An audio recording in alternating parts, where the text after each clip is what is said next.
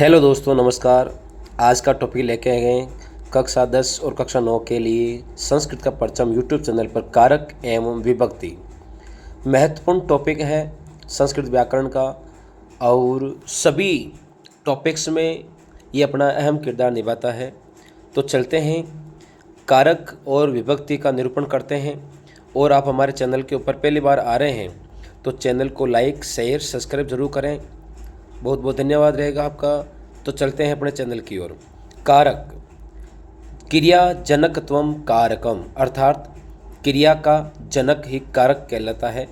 परिभाषा हो जाएगी, वाक्य में जिसके द्वारा क्रिया की सिद्धि हो उसे कारक कहते हैं। वाक्य में क्रिया के संपादन में सहायता करने वाला कारक कहलाता है। जैसे पठति क्रिया है तो इसको कर्ण क्रिया से प्रश्न बनाएंगे। जैसे इससे बनने वाला जो प्रश्न होगा वो कारक होगा। जैसे पढ़ता है, क्या पढ़ता है कि पुस्तकम पठति, पुस्तक पढ़ता है। कौन पढ़ता है कि मोहनः पुस्तकम पठति, मोहन पुस्तक पढ़ता है। तो पठति इसमें क्रिया है, लेकिन मोहन और पुस्तक ये दोनों ही इसमें कारक का रोल निभाते हैं। ये दोनों ही कारक है, पठति उसकी क्रिया है। तो मोहन पाठम पठति, जैसे मोहन पाठम लिखति, मोहन पुस्तकम पठति, इस प्रकार उदाहरण बन जाएंगे। जैसे लिखति लिखता है, क्या लिखता है कि पत्र लिखता है। कौन लिखता है कि रोहित लिखता है, रोहित पत्रम लिखति। लेकिन लिखने का साधन क्या है, तो साधन के युग्म तृतीया होती है। तो रोहित कलमेन पत्रम लिखति, रोहित कलम से पत्र लिखता है। तो इस प्रकार रोहित, कलम और पत्र ये तीनों ही कारक हैं, बल्कि जो लिखति है वो क्रिया है। इस प्रकार कारक बनेगा। बहुत सारे ऐसे उदाहरण आएंगे जिसका हम निरूपण आज इस वीडियो के माध्यम से करेंगे। चलते हैं आगे, एक वाक्य के माध्यम से इसका निरूपण करते हैं। हे बालकाः नृपस्य पुत्र ययाति स्वभवने कोशात् स्वहस्तेन याचकेभ्यः धनम ददाति। अर्थात हे बालकों, राजा का बेटा ययाति, ययाति यहाँ राजा के बेटे का नाम है। तो हे बालकों, राजा का बेटा ययाति अपने भवन से, अपने भवन में याचक, याचक का मतलब भिखारियों के लिए, मांगने वालों के लिए, भिखारियों के लिए खजाने से, कोशात, कोशात का मतलब वो खजाने से, स्वहस्तेन अपने हाथों से धन देता है। अर्थात हे बालकों, राजा का बेटा ययाति अपने भवन में याचकों के लिए खजाने से अपने हाथों के द्वारा धन देता है। जैसे इसको समझने के लिए हमें प्रश्न का कर्म क्रिया के माध्यम से प्रश्न बनाना पड़ेगा। जैसे क्रिया से प्रश्न और उत्तर। कह ददाति के ययाति, कौन देता है कि कर्ता कारक होता है। किम ददाति के धनम ददाति, तो धनम इसमें कर्म हो जाएगा। केन ददाति, कैसे देता है कि स्वहस्तेन, तो करण कारक हो जाएगा। केभ्यः ददाति, किसके लिए देता है, यानी कि देने से कौन खुश हो रहा है, तो याचकेभ्यः संप्रदान कारक हो जाएगा, याचक के लिए। कहाँ से देता है, तो कस्मात् ददाति, कहाँ से देता है कि कोशात, खजाने से देता है। तो यह अपादान कारक हो जाएगा, मतलब अलग हो रहा है धनवा से। और कहाँ देता है, स्वभवने, यानी कुत्र ददाति, स्वभवने ने अपने भवन में अधिकरण कारक हो जाएगा। तो इस प्रकार क्रिया से प्रश्न बनाने पर हमारे सामने जो कर्ता, कर्म, क्रिया, करण, संप्रदान, अपादान जो भी अधिकरण है वो सभी सामने आ जाएंगे, कारक आ जाएंगे। जैसे ये 6 कारक हो गए। संबंध को कारक की श्रेणी में माना नहीं गया है, क्योंकि बालक का संबोधन है और नृपस्य पुत्र ययाति, तो नृप का ददाति क्रिया से सीधा संबंध नहीं होने के कारण से इसको कारक की श्रेणी में नहीं रखा गया है। तो यहाँ संबंध ददाति क्रिया के साथ ययाति का है, ने की नृप का है। राजा का ददाति क्रिया से कोई लेना देना नहीं है, कोई संबंध नहीं है। और बाल कहा, बाल का जो संबोधन है उसमें प्रथमा विभक्ति होने के कारण से इसको प्रथमा विभक्ति में ही इंक्लूड कर लिया गया है। इसलिए संबोधन को और संबंध कारक को कारक की श्रेणी में नहीं रखा गया है। तो यहाँ पे जिनके साथ संबंध बनता है, यानी कि कारक जिनके साथ होता है, जैसे ययाति कर्ता कारक होता है, धनम कर्म होता है, हस्तेन करण कारक होता है, याच के भी संप्रदान कारक होता है, कोशात अपादान कारक होता है और स्वभवने में अधिकरण कारक होता है। तो इस प्रकार से एक वाक्य के माध्यम से हम ददाति क्रिया के द्वारा एक कारक जानने का प्रयास किया। जैसे क ददाति, किम ददाति, केन ददाति, केबे ददाति, कस्मा ददाति, कुत्र ददाति, ये क्रिया के माध्यम से बने हुए क्वेश्चन हैं। चलते हैं आगे। प्रथम कारक, तो कारक के अकॉर्डिंग देखते हैं। कर्ता कारक, इसका चिन्ह आ जाएगा ने और विभक्ति लगेगी इसमें प्रथमा। कर्ता कारक का चिन्ह हो जाएगा ने और विभक्ति हो जाएगी प्रथमा विभक्ति। जैसे स्वतंत्र कर्ता, अर्थात जो अपना कार्य करने में जो स्वतंत्र हो वो कर्ता कारक कहलाता है। फिर दूसरा आता है कर्म कारक। इस प्रकार से सातों कारों का हम द्वितीया तृतीया जो विभक्तियाँ लगेगी उसका हम निरूपण यहाँ पे करेंगे। तो कर्ता कारक के अंदर ने, जैसे राम ने भोजन किया, राम ने पुस्तक पढ़ी, तो इस प्रकार से इस वाक्य के अंदर अंत चलेंगे हम। दूसरा कारक आता है कर्म कारक। कर्तुर इप्सितमम कर्मम, अर्थात कर्ता अपनी क्रिया के माध्यम से उसको अत्यधिक चाहता है तो द्वितीय विभक्ति में को चिन्ह के आधार पर यह होता है। करण कारक से के द्वारा साधकतमम करणम। चतुर्थी में होता है संप्रदान कारक के लिए अर्थ में, और पंचमी अपादान कारक से अलग होना, कोई वस्तु का अलग होने का भाव प्रकट हो तो। षष्ठी संबंध कारक, का के की रा रे रे संबंध ज्ञात हो तो वह संबंध कारक। और सातवां सप्तमी विभक्ति जिसमें होता है अधिकरण कारक। अधिकरण कारक में में और पर ये चिन्ह होते हैं। और संबोधन में जो है हे अरे भू, तो ये संबोधन में होता है। संबोधन और संबंध ये दोनों ही कारक की श्रेणी में नहीं माने गए हैं। तो एक संबोधन में प्रथमा विभक्ति होने के कारण जिसको भी कारक की श्रेणी में नहीं रखा गया है।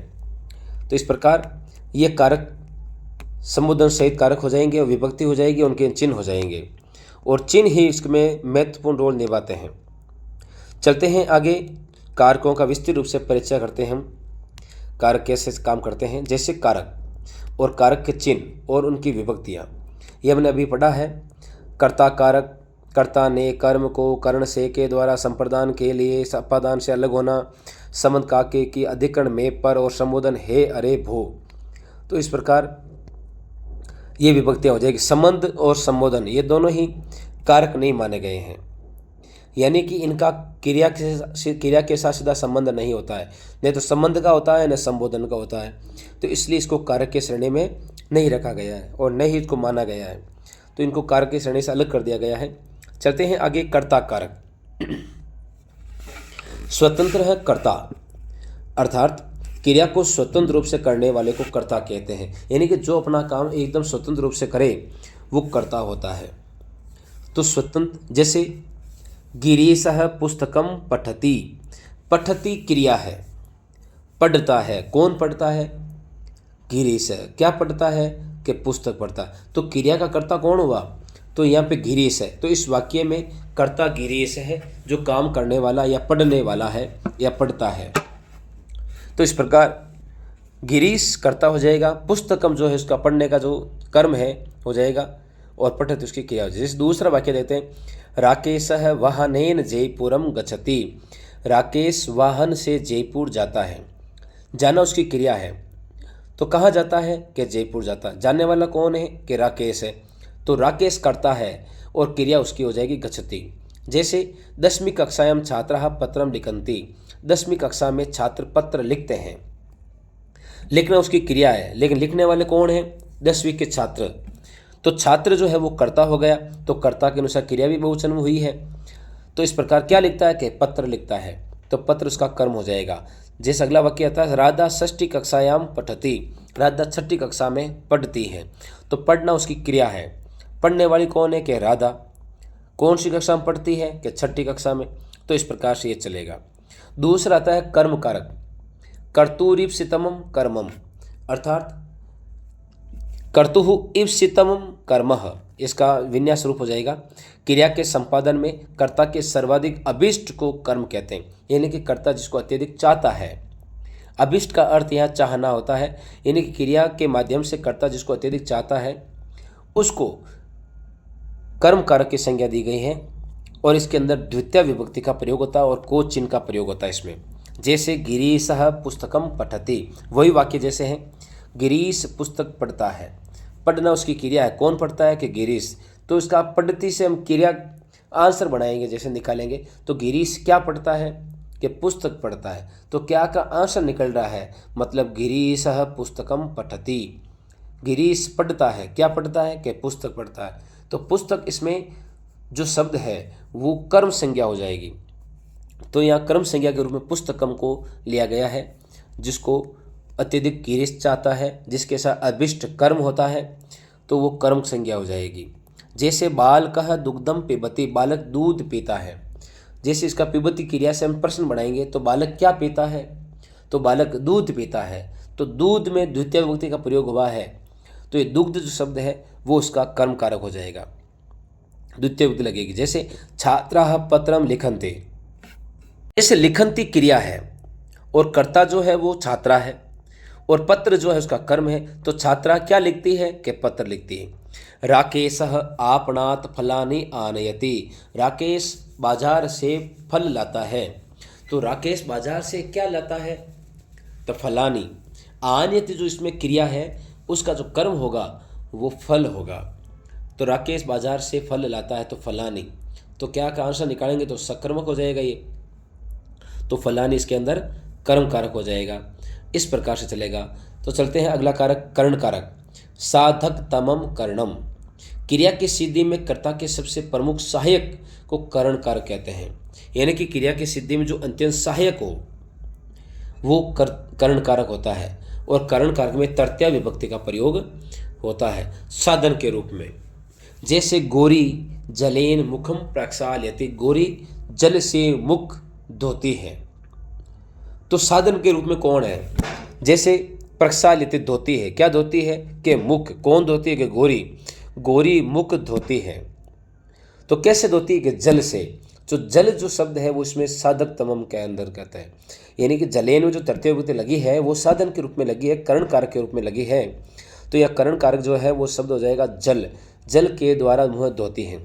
जैसे मोहन कार्यानेन जयपुरम गच्छति, मोहन कारयान, कारयान का मतलब गाड़ी के द्वारा जयपुर जाता है। तो जाना इसमें जो क्रिया है, कौन जाता है कि मोहन जाता है। कहाँ जाता है कि जयपुर जाता है। कैसे जाता है कि गाड़ी के द्वारा जाता है। गाड़ी जो है उसमें रोल निभाती है साधन का। तो कारयानेन, कारयान जो होता वो साधन हो जाएगा और साधन में तृतीय विभक्ति का प्रयोग होता है। तो छात्रः कलमेन पत्रम लिखते, छात्र कलम से पत्र लिखता है। तो क्या लिखता है कि पत्र लिखता है, लेकिन लिखने का साधन क्या है इसमें कि कलम। तो कलम इसमें जो होगा वो कर्ण कारक होगा। माता दंडेन ताड़यति, माता दंड से ताड़ती है यानी मारती है। माता कैसे मारती है, दंडेन, दंड इसमें जो है वो साधन का रूप करेगा। तो तृतीय विभक्ति के माध्यम से दंडेन जो है वो अपना कर्ण कारक हो जाएगा। तो इस प्रकार से बालकः कंदुके क्रीडन्ति, बालक गेंद के द्वारा खेलते हैं। तो बालक किसके द्वारा खेलते हैं, सीधा प्रश्न बना लो, क्या का आंसर निकल गया, मतलब वो अपना कर्म हो जाएगा। और साधन के रूप में देखेंगे तो से के द्वारा चिन्ह आता है तो वो हो जाएगा। तो संप्रदान कारक, संप्रदान कारक कर्मणा यम भी पेरती स संप्रदानम, अर्थात दान कर्म के द्वारा कर्ता जिसे प्रसन्न करे उसे संप्रदान कारक कहा जाता है। जैसे जिसे कुछ दिया जाता है या जिसके लिए कोई कार्य किया जाता है वे संप्रदान कारक होता है। दूसरे अर्थों के तो दान कर्म के द्वारा कर्ता जिसे प्रसन्न करे, जिसे खुश करे, उसमें संप्रदान संज्ञा होती है और संप्रदान में चतुर्थी विभक्ति का प्रयोग होता है। तो जो लेने वाला होता है, देने वाला देता ही है, लेकिन लेने वाला जो होता है वो खुश हो जाता है, तो उसमें चतुर्थी विभक्ति का प्रयोग होता है लेने वाले में। जैसे रोहन मित्राय लेखनीम ददाति, रोहन मित्र के लिए लेखनी देता है। ददाति देता है, क्या देता है, लेखनी। किसके लिए देता है कि रोहन के लिए, तो देने वाला कौन है, रोहन। तो इस प्रकार जो मित्राय शब्द है इसमें चतुर्थी विभक्ति का प्रयोग हुआ है, यानी कि मित्र को देने से मित्र क्या होता है, खुश होता है। तो खुश होने से उसमें चतुर्थी विभक्ति का प्रयोग हुआ है मित्राय। तो यह संप्रदान कारक जो है वो मित्राय के अंतर्गत हो जाएगा। माता बालकाय फलम आनयति, माता बालक के लिए या बच्चे के लिए फल लाती है। तो माता किसके लिए फल लाती है, तो आनयति, आनयति जो क्रिया है वो इसका साधन क्या हो जाएगा, इष्टतम क्या हो जाएगा, बालक। यानी कि माता बालक के लिए फल लाती है, तो बालक के लिए अर्थ में, यानी कि फल लाने से बच्चा क्या हो जाएगा, खाने से वो प्रिय हो जाएगा उसके लिए। तो चतुर्थी विभक्ति हो जाएगा। नृपः विप्राय धनम ददाति, राजा ब्राह्मण के लिए धन देता है। देना, देना मतलब किसको दिया जा रहा है और कौन खुश हो रहा है, तो विप्र जो है, ब्राह्मण जो है वो खुश हो रहा है, तो विप्राय के अंदर चतुर्थी विभक्ति का प्रयोग होकर के संप्रदान कारक हो जाएगा। रमेश छात्राय पुस्तकम यचति, रमेश छात्र के लिए पुस्तक देता है, तो देना उसकी क्रिया है और किसको दिया जा रहा है, छात्र को दिया जा रहा है, तो छात्राय में चतुर्थी विभक्ति हो जाएगी और ये संप्रदान कारक हो जाएगा। फिर आता है अपादान कारक, ध्रुवम पाए अपादानम, ध्रुव जिससे कोई वस्तु अलग होती है वह अपादान संज्ञा होती है, अर्थात ध्रुव, ध्रुव का मतलब होता है अटल, अपाय, अपाय का मतलब अलग होना, विश्लेष होना, तो अपाय का अर्थ विश्लेष से होता है, अपादान संज्ञा होती है वहाँ पे, यानी कोई स्थिर चीज़ है और वहाँ से कोई वस्तु अलग हो रही है तो वहाँ पंचमी विभक्ति का प्रयोग। जैसे ये पेड़ का चिन्ह जो है दिखाई दे रहा है आपको, इस पेड़ से पत्ते गिरते हैं या फल गिरता है, तो पेड़ स्थिर है लेकिन पत्ते उससे क्या हो रहे हैं, अलग हो रहे हैं, तो इसमें पंचमी विभक्ति का प्रयोग हो जाएगा। जैसे वृक्षात् फलम पतति, पेड़ से पत्ता गिरता है, तो पत्ता कहाँ से गिरता है, पेड़ से, तो वृक्षात् में पंचमी विभक्ति हो जाएगी। अहम ग्रामात् आगच्छामि, मैं गांव से आता हूँ, वे कहाँ से आता है कि गांव से, तो गांव से मैं क्या हो रहा हूँ, अलग हो रहा हूँ, तो अलग होने के अर्थ में पंचमी। गंगा हिमालयात प्रभवते, गंगा हिमालय से निकलती है, तो गंगा का निकलना कहाँ से होता है, हिमालय से होता है, तो हिमालय से अलग होने, जहाँ से अलग हो रही है तो वहाँ पंचमी विभक्ति का प्रयोग होता है। जैसे ग्रामात गांव से निकलता है और हिमालय से निकलता है। रोहित अश्वात अपतत, रोहित घोड़े से गिर पड़ा या गिर गया, तो कहाँ से गिरा कि घोड़े से, तो घोड़े से रोहित क्या हो गया, अलग हो गया, तो अलग होने का पंचमी। छात्र है विद्यालयात गृहम गच्छति, छात्र विद्यालय से घर जाता है, तो कहाँ से जाता है कि विद्यालय से, तो विद्यालय से छात्र क्या हो रहा है, अलग हो रहा है, तो यह पंचमी विभक्ति का प्रयोग हो जाएगा। संबंध कारक, षष्ठी शेष से, संबंध में षष्ठी विभक्ति होती है, अर्थात शेष अर्थ में संबंध कारक होता है। संबंध को कारक नहीं माना गया क्योंकि क्रिया से सीधा संबंध नहीं होता है, इसके कारण से इसको कारक की श्रेणी में नहीं माना गया है। संबंध षष्ठी विभक्ति दो व्यक्ति वस्तुओं का संबंध बताती है, यानी कि दो के बीच में संबंध बताना जो संबंध कारक का कारण होता है।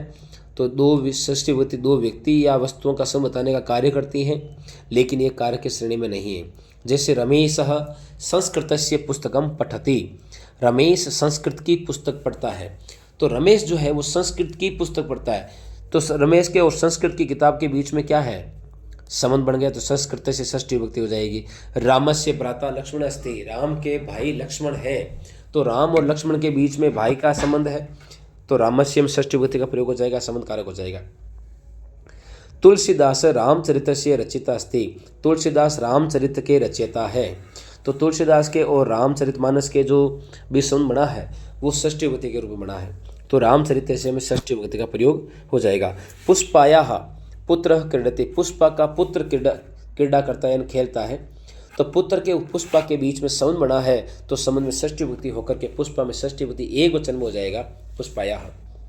अयम तो विद्यालय अस्ति, मैं ये तुम्हारा विद्यालय है, अयम तो विद्यालय अस्ति, यह तुम्हारा विद्यालय है, तो यह तो और ये तुम्हारे और विद्यालय के बीच संबंध होने के कारण से। अगला आता अधिकरण कारक, आधारो अधिकरणम, आधार की अधिकरण संज्ञा होती है। जैसे क्रिया के आधार को अधिकरण कहते हैं, क्रिया का जो आधार होता है जैसे खेलना पढ़ना, उसका जो आधार होगा वो सप्तमी विभक्ति में होगा, इसलिए कहा है क्रिया के आधार को अधिकरण कहते हैं। आधार की अधिकरण संज्ञा होती है और सप्तमी विभक्ति का प्रयोग होता है। जैसे वृक्षेषु खगाः कूजन्ति, पेड़ों पर पक्षी कूजन करते हैं यानी कूकते हैं, तो कहाँ उसका पेड़ों का कूजन जो होता है पक्षियों का वो कहाँ होता है कि पेड़ों पर, तो पेड़ यानी पक्षियों का क्या हो जाएगा, आधार हो जाएगा। तो वृक्षेषु विशन्ति छात्राः कक्षायां पठन्ति, 20 छात्र कक्षा में पढ़ते हैं, तो 20 छात्र कहाँ पढ़ते हैं कि कक्षा में, तो 20 छात्रों का पढ़ने का जो आधार है वो कक्षा है, तो कक्षा के अंदर सप्तमी विभक्ति हो जाएगी। तो इस प्रकार से ये उदाहरण होगा। नृपः सिंहासने तिष्ठति, राजा सिंहासन पर बैठता है, राजा कहाँ बैठता है कि सिंहासन पर, तो सिंहासन जो शब्द है वो उसका आधार है बैठने का, तो सिंहासन में सप्तमी विभक्ति हो जाएगी और वो आधार कहलाएगा, तो इसलिए इसमें सप्तमी विभक्ति के आधार पर अधिकरण संज्ञा हुई है।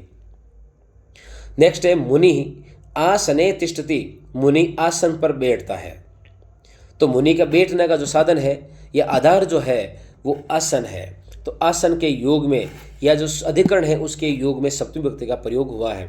वयम जयपुरे निवसामहे, हम सब जयपुर में रहते हैं, तो रहने का आधार जो है वो जयपुर है। तो जयपुर नगरे, नगरे का मतलब नगर में पर चिन्ह आया है तो इसमें सप्तमी विभक्ति का प्रयोग हुआ है और ये आधार हो जाएगा।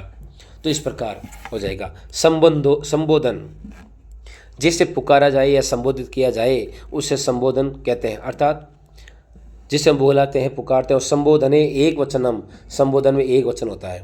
हे बालक आकाशे वायुयानम गच्छति, अरे बालक आकाश में वायुयान जाता है। तो बालक जो शब्द है या हे बालक जो चिन्ह के रूप में आया है ये संबोधन के रूप में आया है। संबोधित किया बालक को कि बालक देखो आकाश में वायुयान जाता है, या संबोधन जो है बालक शब्द हो जाएगा और हे चिन्ह आ जाएगा संबोधन के रूप में। हे माते अहम विद्यालयम गच्छामि, हे माता मैं विद्यालय जाता हूँ। तो माता जो शब्द है वो संबोधन का हो गया, तो माता को संबोधित किया गया है इसमें। तो माते जो शब्द है वो संबंध अधिकरण हो जाएगा, संबोधन हो जाएगा। क्रिया से चिंता संबंध नहीं रखने के कारण संबोधन को कारक की श्रेणी में नहीं माना गया है, क्योंकि इसका भी रिलेशन नहीं होता है। एक बार फिर देखते हैं। कर्ता कारक, प्रथमा विभक्ति ने चिन्ह होता है इसका। कर्म कारक, इस प्रकार कर्ता ने कर्म को, ये जितने भी हम चिन्ह देखें इसमें देख लो षष्ठी विभक्ति के रूप में, षष्ठी में का के की और संबंध में हे अरे भो, ये जो चिन्ह आ रहे हैं वो कारक की श्रेणी में नहीं माने गए, क्योंकि इनका क्रिया के साथ में सीधा संबंध नहीं होता है, तो इसलिए इनको कारक की श्रेणी में नहीं रखा जाता है। चलते हैं आगे। अगर आप हमारे चैनल के ऊपर पहली बार आ रहे हैं तो हमारे चैनल को लाइक शेयर सब्सक्राइब जरूर करें और ज़्यादा से ज़्यादा शेयर करके हमारे चैनल को प्रोत्साहन करें, आप सहयोग करें। आपका बहुत बहुत धन्यवाद। जय हिंद, जय भारत, जय तु संस्कृतम लसतु।